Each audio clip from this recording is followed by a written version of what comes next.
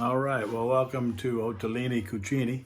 We're going to do a clam chowder this evening. Now, clam chowder can be pretty simple, but to make it good, the simplicity has to be important. So I'm going to share with you a couple of the concepts that I use, and hopefully you too can make a great clam chowder if you already don't. So listen up, and here we go. So at this point, we've already got the bubbling crude. We've started with a little bit of bacon. The bacon's got the oil going in the bottom of the pan, and we take that the bacon out and leave just the oil in.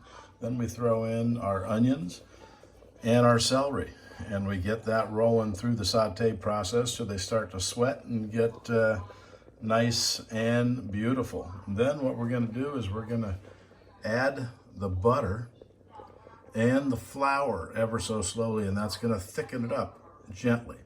It's important that you do that flour quite slowly, because you want to break it up enough and so it just becomes a thickener into your chowder, as opposed to like super heavy cream or things like that make it thick. You've also got that little bit of flour, and that's a real important aspect.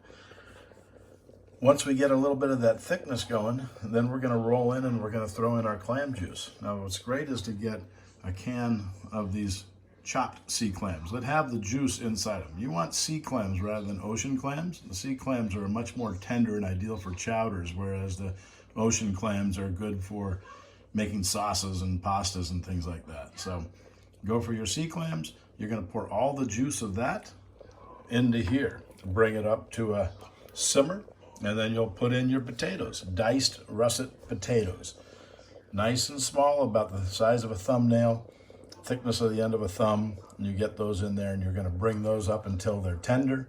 Once those are all tender, we're going to throw our bacon back in, and we're going to add our milk and cream combo, bring that up to a certain simmer, let everything heat up.